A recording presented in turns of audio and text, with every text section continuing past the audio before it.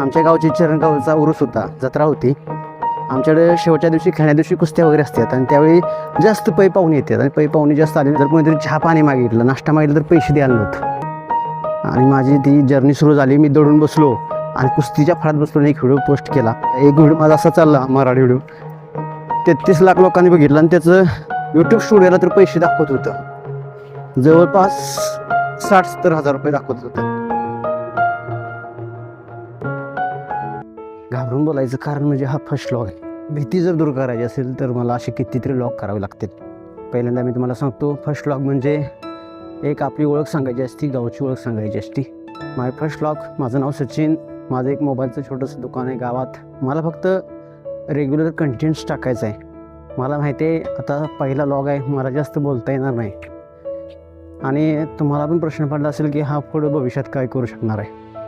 मी असंच म्हटलं होतं ज्यावेळी मी पहिल्यांदा यूट्यूबचं चॅनल काढलं, असंच व्हिडिओ कंटेंट्स टाकत राहिलो आणि बघता बघता ते मॉनिटाईज झालं. मॉनिटाईज झाल्यानंतर पैसे येतात की नाही, आता गावाकडचा मी यूट्यूबवरती पैसा मिळतो की नाही मला माहिती नव्हतं.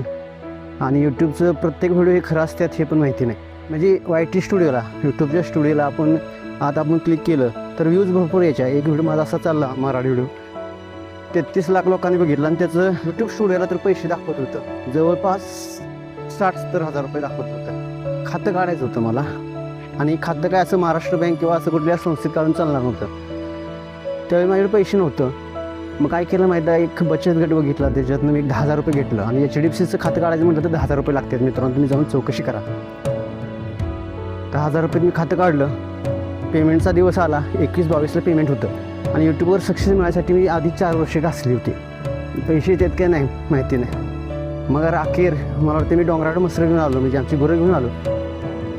भीती तर होती. 21-22 पलाटली, 23-24 आणि पहिलाच पेमेंट काय रेग्युलर टाईमला येऊ शकत नाही. 21-22ला 4-5 दिवस लेट होतो. हे मी यूट्यूबचं म्हणजे जे व्हिडिओ बघूनच शिकलो होतो. यूट्यूबचं बघूनच मला ऐकायला मिळालं होतं की 21-22-23 संपली, तशी धाकधूक झाली. कारण की सगळं यूट्यूबच, म्हणजे काम बिम धंदा सगळं दुकान वगैरे सगळं बंद करून टाकलं होतं मी. एक दिवस असाच आमच्या गावची चरणगावचा उरूस होता, जत्रा होती.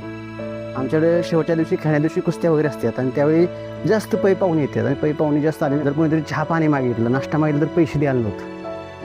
आणि माझी ती जर्नी सुरू झाली. मी दडून बसलो आणि कुस्तीच्या फळात बसलो आणि एक व्हिडिओ पोस्ट केला.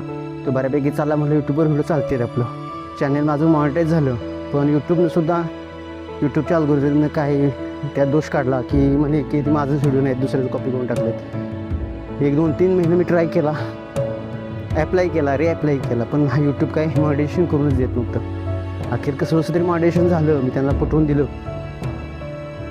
मॉनिटायझेशन झाल्यानंतर खातं काढल्यानंतर मला पैसे आलं.